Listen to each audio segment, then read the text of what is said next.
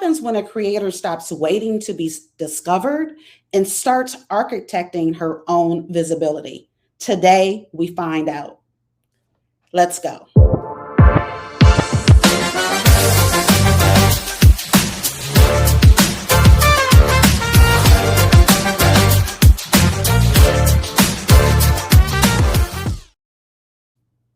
Welcome to Women of Color Live, the live version of Women of Color, an intimate conversation, a top 20 women's empowerment podcast. We center and empower women of color. We also have a newsletter for Black women 50 plus, the Dream Lifestyle Collective weekly rhythm. Shout out to the production team at the Leon Thomas Group, and especially to Orn on the ones and twos. So I'm very excited about today's guest. If you've listened to any of the past episodes, you've shown up for the lives. On occasion, you've heard me mention my podcast guru. Her, whatever she had to say about podcasting was gospel for me. It was the Bible. Today's guest is Danielle Desir Corbett. She is the founder and CEO. 6-time grant-funded and award-winning travel creator, podcast host of The Thought Card, and a podcast marketing coach. Danielle helps independent creators grow their audiences through discovery-based marketing strategies, including SEO and PSO, podcast search optimization. She also curates funding opportunities for creators through Grants for Creators, one of the fastest growing grant discovery platforms in the US and Canada. And this month, July, we're continuing our series, the present series, Command the Room, Own the Narrative. Danielle, welcome to Women of Color Live. Deneen, so great to reconnect with you. I'm so honored and also so proud of you, of all that you're building and continuing to build. So yeah, I'm so excited to be here. Yes, thank you so much for that. And that really means a lot because as I said, you were the one, like I've said it, you know this, back in 2020 when I launched, so much noise in the podcast space, right? Everybody has input, everybody has do this, do that. And it definitely is, can be overwhelming, which it was for me.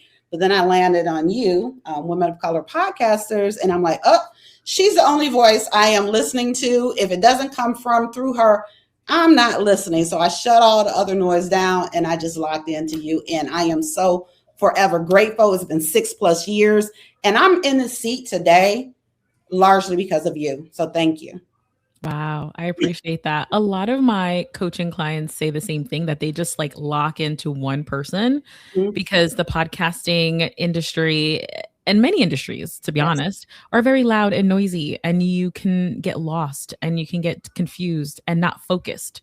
So I really love to hear that.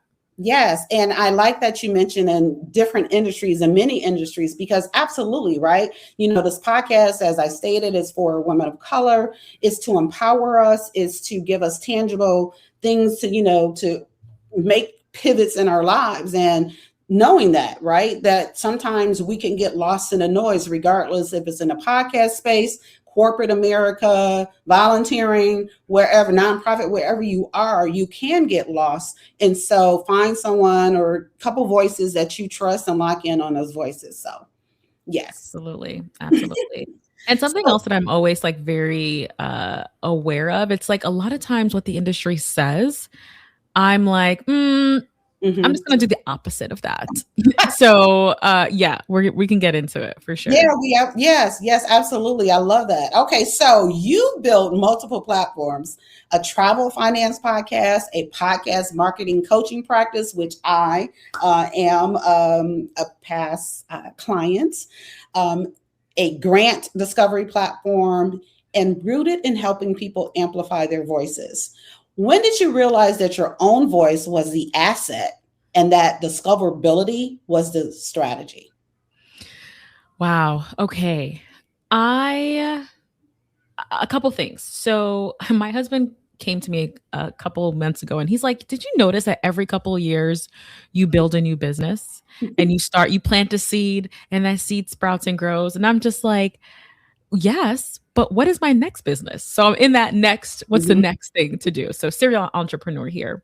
But one of the big moments when it comes to podcasting that I realized, you know what, something is afoot, something's missing here, is when I would, within the podcast players like Apple Podcasts, for example, I would type in travel and I wanted to see my face come up with my show. And my face wasn't coming up. My show wasn't coming up. And I was confused because I'm like, all my episodes are geared toward travel and money.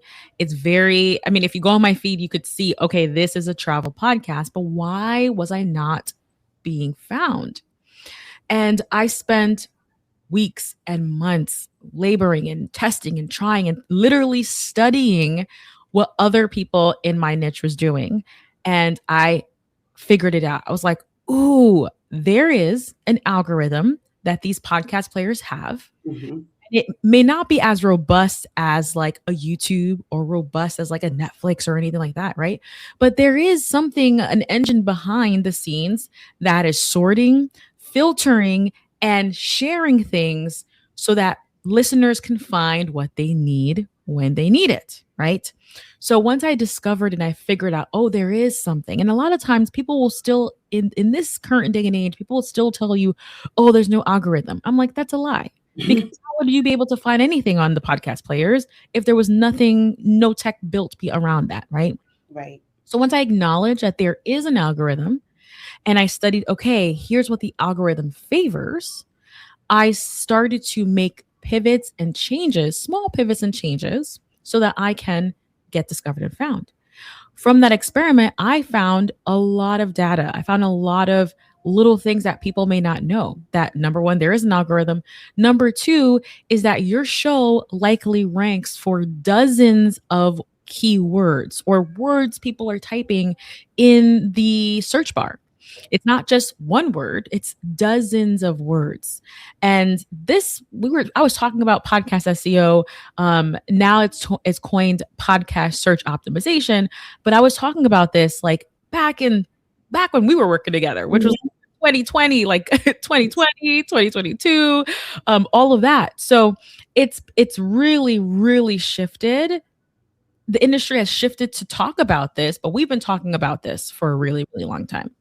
Absolutely. And so several things that I want to pull out about, what you just said. And I also want to stress this. So those that are watching, engage with us, drop something in the comments, ask questions, comments, WOC, Dreamer, all the things. What I want to stress is we are really going to focus on around podcasting during this conversation. Again, what we're talking about applies in other industries as well, but I don't want to lose the rhythm of what we're talking about. And so when Danielle said about how she did the research, like she's excellent at that. She's that one that's going to go and figure it out, pull it back, dissect it, all the things, right?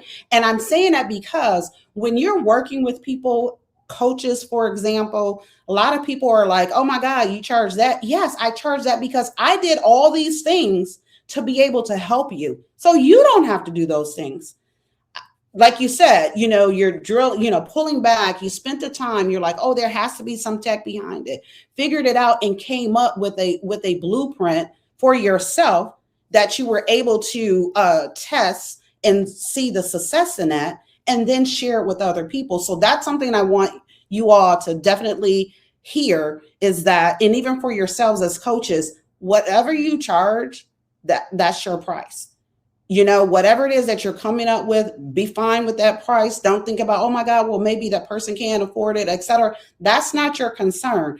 You've built up your practice. You've gotten to where you are based on the work that you did so that it's easier for the next person. So I just wanted to stress that again, whether you're seeking a coach or whether you're a coach yourself around the framing of the pricing. And the other thing is what Danielle was doing years ago is what now these tools are doing. We were talking beforehand about Podpage. I use Podpage. I love Podpage. It's very easy. Podpage now, they're testing this in beta. They're now doing these show notes, and they're doing the show notes pretty much styled the same way that Danielle had coached us like 3 years ago to do. And we were doing it all on our own and going into the keyword search and the here and the there. to put that together to whereas now we have AI embedded in these platforms that we're using that's doing it for us. So again, another reason why the price is what the price is. The person's fee Yes. is what the person's fee is, right? So yes, I definitely wanted to stress that. All right. So with this podcast search optimization, it's a term that I hadn't heard until I read your bio. So that's definitely new for me. I'm sure it's new for a lot of people. But what exactly are you building a practice around? Like, break it down for us. What is PSO? Why does it matter? And what does it have to do with commanding your narrative online? Like, you gave us a little bit already, but let's kind of really focus a little bit deeper on that. Yes. Okay. So I want to take a step back because a Yeah. lot of folks focus on visibility. Like Mhm. they want to be seen and they want to be heard. And I feel like when you're starting out, especially like if sometimes it could take years to get to this point, but it's not, I think the most efficient way to position yourself as you're starting out and you're growing is to be discoverable. Meaning that when someone is typing in the search bar, in their AI tool at 3 a.m. in the morning, and they are stressed out and they have this burning question and they are struggling with the challenge that you solve, when they type that thing in, we want your content, your sales page, your offer to show up. To me, this is the best and the most efficient, strategic way to position yourself as a business owner in today's day and age. Visibility, on the other hand, examples look like speaking on stages. This could look like podcast guest appearances. This could look like PR that you get. This is kind of like when people are just scrolling or they're just at an event, they stumble upon you and now they're tuned in. That is different. And a lot of times, visibility tactics are more time consuming. It's kind of like trading time for money. However, if you focus on discoverability, again, being that solution, that 3 a.m. solution, that means that people are going to continuously find you on repeat day after day after day because that problem is universal for your ideal client. So for me, I focus on discoverability. If you type right now podcast marketing coach into the search bar, you will find me, number one. Okay. And that's intentional because Right. I'm that solution for you if you are struggling with your podcast marketing and your podcast growth. Right. So podcast search optimization is one discoverability strategy that you can lean into and leverage. And this is exclusively for the podcast players. We know, like I just talked about, that they have an algorithm, that they have a way that they categorize and filter and search and rank things. So we are positioning our podcast in ways that when people type in certain search terms related to our shows, we pop up at the top. Here's an example. I had a friend who had a cruising podcast all about cruises. And we did an experiment when I'm like, hey, I'm going to type in small river cruise or river cruise. And they were not, I couldn't find them in that search. Okay. And here's the data behind it. There's research studies that show that 40% of podcast players, or excuse me, 40% of podcast listeners go to the search bar in the podcast players to find new shows. So if you're not being found in a search for the keywords that you've identified for your show, you are missing out on 40% or more of opportunity to grow. So I told them, I was like, listen, all right, I can't find you. And you told me your show is a river cruising show or a small ship cruising show. I cannot find you. You should be at the top 1, 2, 3 spot. Okay. Yeah. And I was like, do these essential pieces. Okay. Do these things, fix this up, get clear, come back. And won't you know it? Within 48 hours, I check back, they're ranking, right? They're Yeah. ranking, they're showing up in the search bar. And it's not only good for the listener or good for the algorithm, it's also good for the listener, right? Like you are already creating content, you're already providing solutions. people need to find it. People need to discover it. So that's really like the essence of podcast search optimization. And podcast search optimization, we call PSO, is slightly and significantly different than AI search, than Google searches, right? All of these are, and even like, social media searches that we do too, because people use TikTok and Instagram. So they all have algorithms behind them, and they all have ways that you as a creator, as a business owner, could leverage discoverability. We need to lock in on the podcast search optimization. Now, what does that really mean for me as a creator? Means that I don't necessarily have to be dancing all day and all night on TikTok. I don't necessarily have to be creating videos unless I want to create videos, So this gives you the freedom, the time freedom to be able to really focus on the things that you really enjoy about podcasting and leave the rest because you know that you are going to be searchable and you're going to be found. And that's, again, why I was listening to your voice, right? Because all over the place, there's so many places that you can be, so many things to focus on that you overlook the small, seemingly small things that are actually huge things and make a difference. Now, how do you feel about the name? So my podcast is now Women of Color, an Intimate Conversation. But when I launched it, it was an intimate conversation with women of color. And the reason why I changed it is because I was at, I think it was Podcast Movement, and someone from Lipson said that the title should be like, it starts out what your podcast is about. And so when I shifted that, and then just like you said, when I went and searched it, like even later that day, the next day, whatever, I started ranking differently. And now on Apple, I just checked it. My podcast is the first to show up when you search women of color. So do you agree with that as far as the name, or what's your thoughts around that? I think it depends. Because, for example, I started my show in 2018 when this conversation of discoverability and search wasn't even a blip on our radar. Yeah. So for me, I positioned my show based off of the blog and website that I already had. So it's called The Thought Card. But we don't really know what the thought card is or can mean. It could be calligraphy. It could be a journaling podcast. It can be, there's so many things when you hear the word thought, the thought card. What I've done strategically is now provide additional information in my title. So we call that keywords. I've inserted strategically some keywords so that people know what the show is. So for example, now you will see some variation of the thought card, travel tips, and travel hacks for financially savvy travelers, for example. So off of the rip, when someone just pops on my show, they don't have to guess what this show is about. It's already right then and there in the podcast title.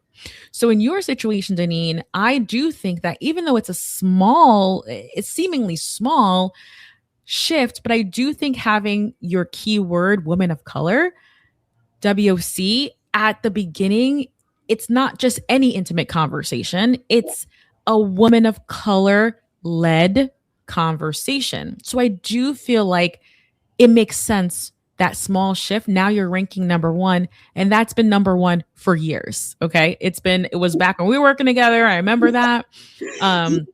So it's been ranking for years. So can you imagine that, how that can like amplify you as a thought leader when you are number one in that search, or how it can help grow your business, or, throughout 24 hours a day, it's working for you in the background. Right.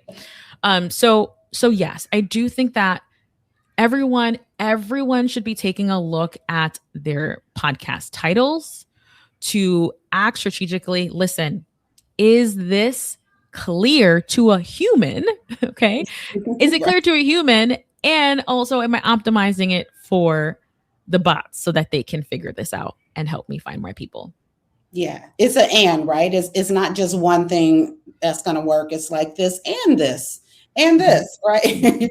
But again, getting that information and knowing okay, let me tap into all these things. And like you said, you set yourself up to whereas you don't have to be physically visible like every day to show up. You're showing up because you put in the work. you optimize so that your stuff is doing its thing when you're traveling. Which I do, right? Exactly, exactly, exactly. And I think the important thing that we should all be thinking about is how can we make discoverability a part of our workflow? So it doesn't feel like something I gotta do outside of the production of my podcast or my YouTube channel, right? I'm talking about we need to create discoverability, think about those pieces as we're producing that piece of content. So it starts for me as soon as I think of a guest that I want to have on. So, for example, I am trying to convince my husband that we need to go on a Disney cruise ASAP. Okay. And I was like, I want to talk to a Disney cruise expert, someone who has been on a lot of cruises, right? So I already thought, okay, I want to talk to this person about this particular topic that I know people have questions about. The people have questions about Disney cruises. Mm-hmm. So that's when the seed of, okay, I got to think of discoverability. I got to think of like what keywords I need to be thinking about. And boom, now when I'm sitting down and thinking about the questions I want to ask, I might hop on Google and say, what are people asking about Disney cruises, right? What are the top questions people may have? And then I'm like, okay, I'm going to make sure this is part of the questions I ask. So it's part of the production of my show. Once the episode is recorded and I'm editing it and about to publish it, I'm looking at my title. I'm saying, okay, is this title clear? Is it compelling? Is it going to make somebody want to click? Okay. Do they have a burning question about this that I can answer? Yes. Great. In my episode description, that's another key piece of this puzzle. Am I providing enough information and a little bit of keywords in there so that people understand what we're doing and what we're here to accomplish? Right. So it's all embedded in my production workflow. So I'm not spending hours later after the fact. It's all built into how my episodes get made. Yeah. Yeah. And, and so a shift that I've made as well, which is kind of came from my work, is I do series now. So, yep. So each month, like I said, July, what we're talking about, presence. And so that's like a focus. Let's focus around that for this particular month. And then next month will be a different series. And then letting people know ahead of time what to expect, what's coming up. And then, putting it out there. So there's still more that I can do, like just listening to you right now. Like, so y'all that are watching, we getting coaching right now. So I hope y'all paying attention, taking those notes. Shout out to Mighty Man and OSSR 321 for commenting. And again, drop questions, drop comments. This is the time because she's dropping knowledge. So tap into it. And one of my past guests, she actually, alumni, she actually is going to start a podcast. So this is definitely an episode that I want her to tap into. So she'll definitely benefit from this conversation. So I also want to point out that several years ago, you quit your job and became full-time doing what you do. We're approaching year 4. Woohoo! Year 5? I think it's year 4. Blessings. Yes. I'm so, yes, it had to happen. It had to happen. I wanted it to happen. And part of me building this solopreneur business has been people tapping me / people speaking about me in rooms that I have no idea. I don't even know this room is happening or this event is happening or is happening for me in the background. And I think, again, that is the importance of the visibility to discoverability play, is because it's really hard as a solopreneur for you to create every single opportunity in your business on your own. Yeah. However, if you are connected, if you are searchable, if you're discoverable, people will have an event, an opportunity in their mind that they're creating, and they're going to want to be like, you know what? I do need a lifestyle coach, or I do need, a podcast coach, or I do need an author to speak on this or an author to do this. Right. So I feel like a big part of being able to leave my corporate career, which was, I was doing so well. All right. promotions, team lead, team supervisor, that sort of thing. But in order for me to leave, I had to build out the business Yeah. that, it's growing for me in the right places. Another thing for me that I love passive income. And it's something that, like, I love to be traveling. We literally were in Italy a couple of weeks ago, and ka-ching, ka-ching, ka-ching was coming in from, again, all the work that I've been doing over the years. It's paying off. Right. And those payoffs sometimes is small drips and drabs, or sometimes it's really, really, really big opportunities. So overall, I think, and something I say a lot is, I feel like every year I stick with podcasting, no matter how hard it gets, I unlock a new level of success. Yeah. What I'm doing this year is because of the 8 years of prior work that if I didn't get to this summit, this mountain summit, I would not be able to reap the rewards.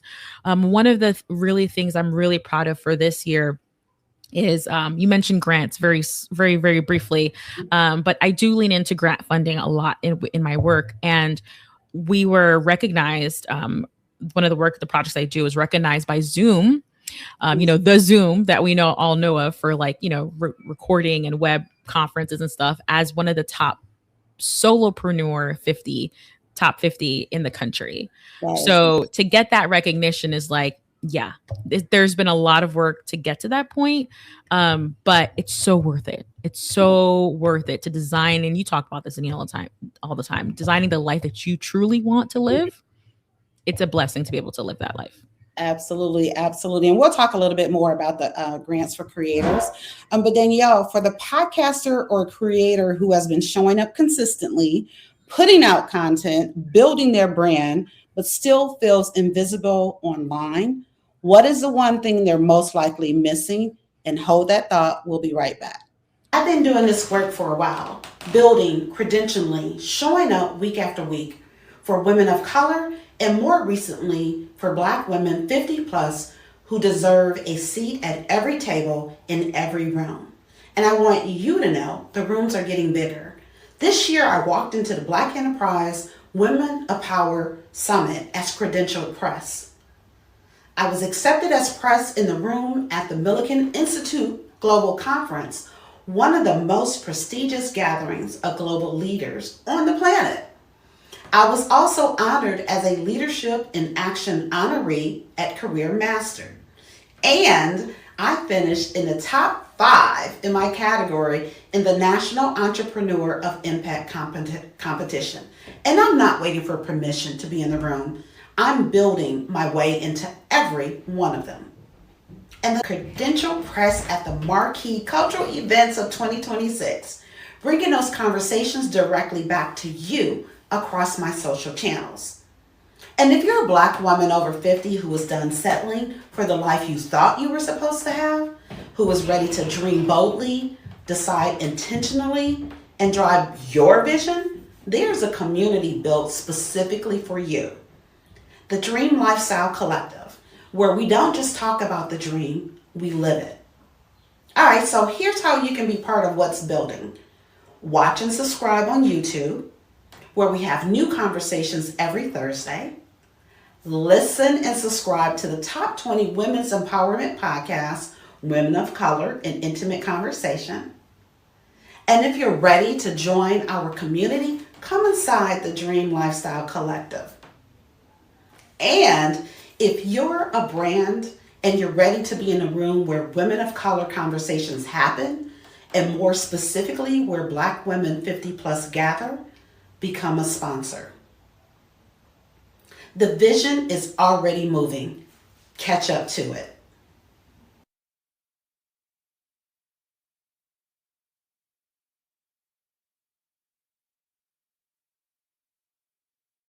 Narrative online with Danielle Desir Corbett. And before the break, I asked Danielle, what is the one thing a creator who feels invisible is most likely missing? Now, we've been talking about discoverability. So is there something else that that creator should focus on? Yeah, great question. There's a couple of ideas that has come to mind for me. One of the things I think that's really important is to look at what you are producing and creating right now in your business. Let's say, for example, that's content, whether you have a podcast, a blog, or a YouTube channel, whatever the case may be. I want you to sit down and put on paper and recommit to who is exactly that person that you want to make a connection with slash solve their problems and pain points. The reason I say this is because a lot of times when you have been in business for a while, or even when you're just starting out, we kind of forget, or we kind of like lose the vision, or we kind of are just like in this consistency of just like creating, producing without really dialing in on what am I doing here and how do I best set myself up for success. So for me, what that looks like, maybe 2 years ago, like I already knew that I had a travel and money podcast, but I was talking about like investing in the stock market and owning a home and all of these things for so long. At this point, it was like 6 years in. And then I woke up one day and I did this exercise and I realized, you know what? What I really, really, really want to lean into is talking about the money side of travel, how to save for travel, how to afford more luxurious experiences, points and miles. So there's money attached to travel. It's just not two separate topics. So having that new clarity, that has changed the entirety of my show. Even though I'm still in the same playing arena, I'm still talking a lot about the same things, but I now have bumper reels as to the kind of content I am creating. And you know what, to me, a success metric has been is that now I'm getting tapped on the shoulder by big travel brands to be a guest on my podcast. So I know that this is working, right? People are going to tell you downloads is a metric of success, that a metric of success is how many high quality pitches that you receive. They're taking their time studying you, pitching you. I got my pen out. I'm coaching here now. I'm coaching my pen out. But to me, that's a metric of success because I'm so dialed in that when people see my show or they're looking for a show like mine, they want to be attached to me. They want to work with me. They want to partner with me. So that clarity, recommit to who it is that you are serving. That's number one. Number two, I want you to look at your body of work. All the pieces, your socials, your blog, your website, your speaking engagements, all the pieces, all the assets that you create. And I want you to, with fresh eyes, poke holes or circle gaps, meaning that, you know what, maybe I've never talked about this topic. And this is a topic that I know for a fact people struggle with. An easy way for you to figure this out is your industry might have like an annual report, right? Like in a travel space, they'll give you an annual report that tells you these are the top travel trends in 2020, blah, blah, blah, right? So I will go and look at those reports and I will come back to my headquarters I'm recording in my closet, come back to my recording studio in my closet, and I will circle, I never talked about this. I should definitely talk about this. And I start creating these like pretty much like these Venn diagram circles of like, I need these sections, these gaps to connect to the archive that I'm building. Once you start plugging these holes, you know what happens? You become the comprehensive resource for your topic. For me, my goal is like, if you're thinking about wanting to save for travel, it's like you cannot escape how big my footprint will be in this space. Yeah. And to do that, we need to not only come up with great ideas, but piggyback on the great ideas we already have had. Okay. You could use analytics like your YouTube dashboard, your podcast dashboard to look at what are the things that are performing the best and how can I continue to drill down and drill down and drill down and make sure those topics align with where you want to position yourself as a thought leader in as well. You know, so all of these things I think are really, really important. And the last thing I'll say when it comes to visibility is you gotta put yourself out there. You know, something that we've talked about when we were coaching together is like, all right, is it speaking? If so, let's get you pitching to be a speaker. Okay. If it is also speaking, maybe you know what? Let's get you building authority by creating your own virtual summit, for example. So it's like, yes, it's great to have good positioning, but you also sometimes you have to, be a go-getter and like go after opportunities that are there as well. So all these things I think will help us end the year really, really strong by making these small pivots that recommitment start is really key. Yeah, I all of those are definitely key. And what I want to kind of like stress about what you said is that we have to get clear, right? When we were working together, like I'm doing all the things. When you're doing all the things, you can do them, okay, right? You can, be have some level of success doing all the things. But when you start to focus and narrow down, and then really find out like what is most important and then hone in on that, that's where you get the big success. That's where like you said, now you're building authority. Now people are coming to you, and you're getting those opportunities. And as far as in the rooms, at the tables, people speaking, you're that person. You've been that person for me. Again, I want to give you your flowers on that, because I did have received a lot of opportunities after, we were working during and after we were working together. So that's that part about that community. Like, don't go it alone. Find that person or persons that you trust, you like what they're doing, follow what they're doing, connect with them, learn from them, lean into what they're doing, and then build from there. But you do need to get clear. And you need to take that time to kind of analyze. All right, so I'm doing these 7 things. Do they align? Mm-hmm. Mm-hmm. They're not aligned, and you're just all over the place and you're stretching yourself out. So you need to look at it. And then, when you look at it, it's like, well, really those 7, there's really only 3. Right. And so now, like, oh, you're shifting, you're pivoting, and like, oh, okay. So it's not as overwhelming. It's not as wide as I thought it was. It's more narrow. So yes to all these things. And again, y'all, I hope you have your pen. However you take notes, whatever, because this is some real good stuff that you're getting for free. Okay. Let me tell you, Boo Boo Bay is not she ain't cheap, okay? Just so you know, now she's been telling y'all how long she's been doing this, what she does, right?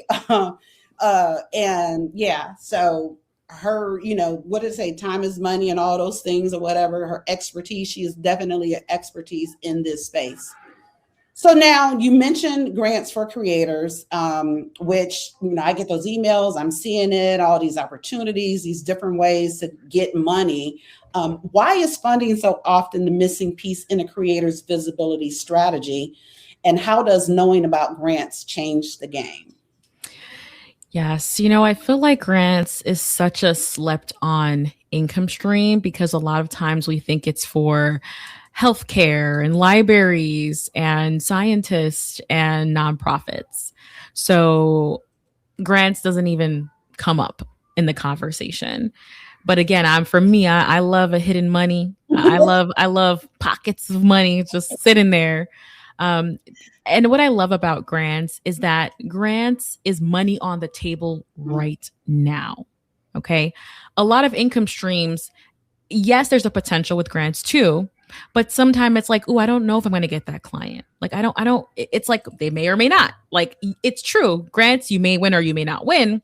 But to me, I love them because this is real money on the table. Who's going to come and snatch this money up?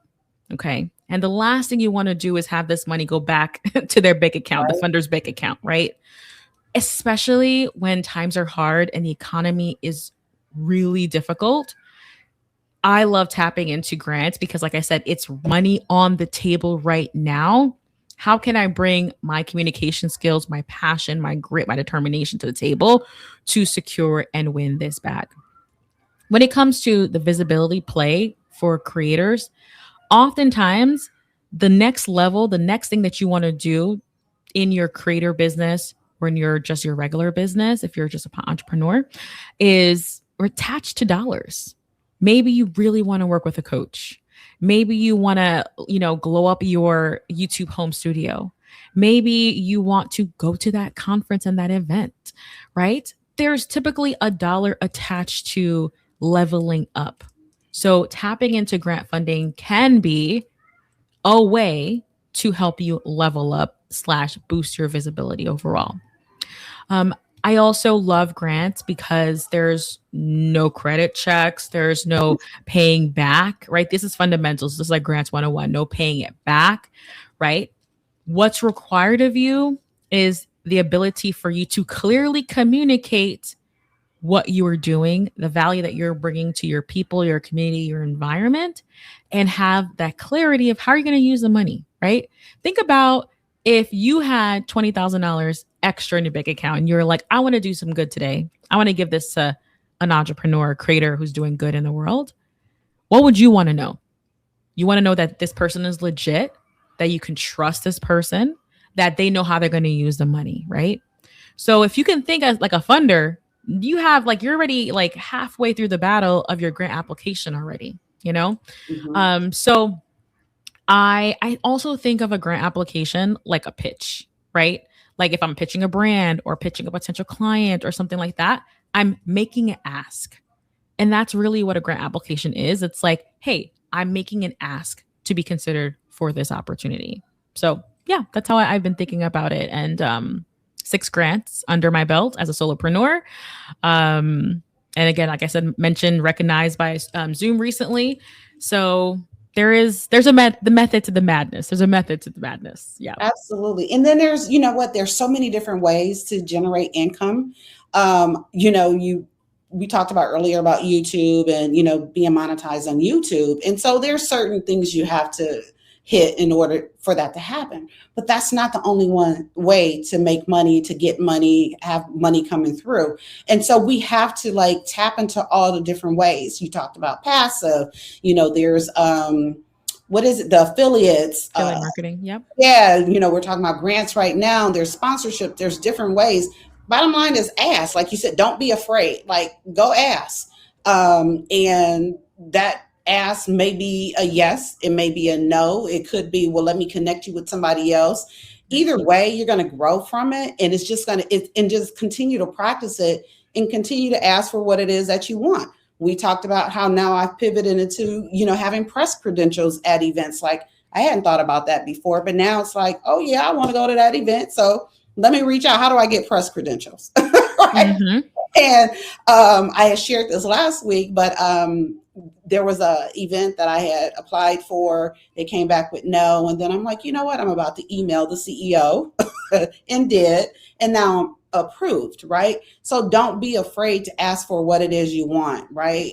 You want it. So get out there and get it. Everything, one of the things I think people struggle with when it comes to grants or monetizing their podcast in general is like, well, I don't know how to do it. So I'm going to just freeze and not do anything. And it's like, there's so much resources out right now. Like this YouTube channel is a resource in itself, right? There's books, there's your network, all these things, you could figure it out. You can figure it out. And when it comes to grants, another thing that I really love is that funders are not looking for you to be perfect. Mm-hmm. They just want to connect with you. Yeah. They want to find the organization, the business, the person that they can champion. That's it. That is really it. Above and beyond all the strategy you hear, it's a real human behind that screen who is overwhelmed, reading a bunch of applications, and they're looking for that, that golden light. Yeah. So that's really it. That's really it. I want to circle back to, again, what we were talking about before, and you're saying how you tap into the optimization because so that you don't have to physically show up every day doing the things, right? And I'm thinking about how, I don't see Danielle on LinkedIn like every day. I don't see her, across the channels every day because you don't have to be there. So can we kind of go back to that? Like, again, like what are you doing so that you're not having to post 3, 5, 7 days a week? Yeah. Yes, absolutely. Okay. So I say, what's your long form content? Is that, for example, for Deneen, it's this YouTube video, for example, right? We are spending an hour together live doing this video. Now this video is an asset, right? Okay. So you take your one long form and you think about, okay, what's the content type? This is video. If you would like, you can now take this podcast, this video podcast, and put it into the audio version. Strip the video, strip the audio. Boom, it's now on the podcast feed. So people are finding you through the apps, right? Then you can, take the transcripts and create a blog post from this episode, right?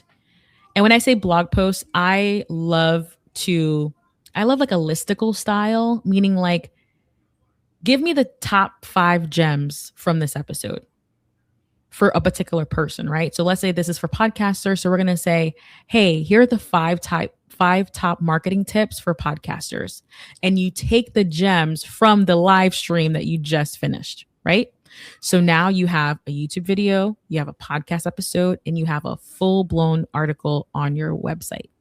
That is 3 forms of content just right then and there. Yeah. Now it's like, okay, second ring is, what's my short form platform? Do I want a short form platform? Is that a TikTok? Is that YouTube Shorts? Is that Instagram? Like, what is that? Do I want to create graphics, maybe have quotes from the episode that I pull from the transcripts, create the graphics? Do I want to slice up videos and put them, like, you get to decide, or you could say, you know what, I don't want to do any of that. I just happy with my 3 pieces of long form content. But I also do believe it's really important to build on your email list, for example. So maybe you might say, you know what, forget the social, I'm going to have my email list, right? Mm-hmm. So you can reach out to your email list and say, hey, listen, here's the thought for the week, and here's why it relates to the conversation we're just having on the podcast. Go check that out. So that way, now it's funneling to your content that you created and funneling to your products and services, right? Keeping that ecosystem. The thing a lot of people ask me about is like, Danielle, how are you creating this ecosystem, this like kind of circle, this inner circle of all, it's like my world, right? I've created a world around my content, and it's simply just that. Long form, creating it into as many pieces as I can that's humanly possible, and calling it a day.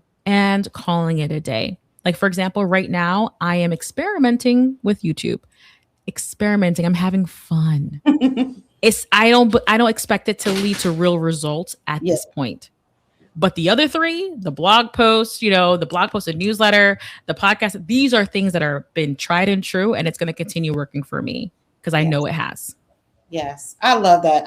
And so I'm glad that you mentioned your email, right? Your distribution. So that's money, right? That's gold, that's platinum, it's untapped, something that we all should be building, like, because when the different platforms decide, to turn their backs, whatever, you had that old school email that you can tap into. So that is very, very key. And then another thing I wanted to just quickly mention is that, like, for example, LinkedIn has a newsletter platform right now. So you could create a newsletter for, anything that you have going on. And what I love about the LinkedIn newsletter is that it gets sent to their inbox. It is branded by LinkedIn. Obviously, it's branded by LinkedIn. But as people join your newsletter, they follow you at the same time. Okay. So that's how I've hacked growth over the last year or 2, is because as people are following my newsletter, they automatically follow me as the creator of the newsletter. So, and again, that newsletter on LinkedIn is pretty much a repurpose of my actual newsletter. Okay. And I was yes. Question. Yeah, I was going to say, are you just pretty much copy and pasting your newsletter and putting it there? I think that could be the easiest way to do it. Because again, all of these places, a lot of times these people on LinkedIn are hanging out on LinkedIn. They may not be hanging out on YouTube, or they might be hanging out on Instagram, or even on your main email list. But I think that LinkedIn newsletters is a way for you to kind of herd people into a specific corner on LinkedIn and be like, y'all are all here for the same thing. So here's how to hear from me consistently. So it's not going to be clouded in a bunch of posts. They're going to get that email from that LinkedIn newsletter. So that's another little hack, but repurpose as much as you can. Repurpose. Okay. So I think that's something new I'm going to start to add putting it on there. Okay, so I'm going to ask this other question, which we've kind of been talking around it, but I think this is a little bit more nuanced. And I want you to pull from when you did, shift from corporate to solopreneur, as well as when you shifted from your community, women of color, WOC podcasters, to not. So what's one move a creator can make today to stop waiting to be discovered and start architecting her own visibility on her own terms? And you did both of those things on your own terms. What a great question. I think it's really knowing the big picture vision of like what you want to do next. When we operate out of like auto, we are not likely going to be fulfilled in the long term. Like for me, when I decided to step away from a community that I had built up that was very special, important to me, it took me a long time to make that decision, but it was a decision that I needed to make at the time. So I think being decisive, it's like not just, again, not running on autopilot, not waiting for permission, but deciding that I'm going to do this next. And then all gas to getting that thing done. I think that's the biggest thing that I've like, no matter what project or new business I create, there's always a decision to do something and a commitment and follow through to do it. Yeah. And I'm over here cheesing, right? I'm just smiling because I'm like, that's my framework. That's my 3+D. So my 3+Ds is dream, is decide, design, and then drive to making it happen. And then you mentioned permission. Like we talk about this every week, but you don't wait for permission. You become it. And when you become it, everything rises to meet you. That's the dream lifestyle standard. So last question. What is one step a creator can take today to move from invisible to undeniable? I'm going to say tap into discoverability, really lean into learning the craft and all the things we talked about today, implementing at least one thing. Is that taking another look at your podcast title? Is that making a Venn diagram and looking at all the gaps that you need to fulfill, that you need to fill in your content, right? There's just so many things that you can do to not be invisible anymore, but it needs to start with that one step. Just pick one thing that you're going to focus and lean on and understand that the results can be fast, but it needs to be compound. You need to be consistent. Build this into your workflow so that you can consistently see the result of everything we talked about today. And then the last thing I want to say is that when it comes to discoverability, is the beauty of it is that you can improve your podcast at any time. Mm-hmm. You can go into your settings and change anything, your cover art, your title, your description, your podcast titles. You can change any of these things at any time. And I think that is the power that's powerful. You don't need permission. You can just make the changes that need to get taken care of now. Absolutely. So oh my God, you have dropped so many nuggets. Like y'all make sure that you come back, watch the video again, listen to it on audio only, whatever, however, get your pen out, take those notes so you can get together, right? Kind of bring things together because you could be all over the place or not. You could be together. And this is just leveling up as we've been talking about. So share this with a creator who is ready to stop being a best kept secret.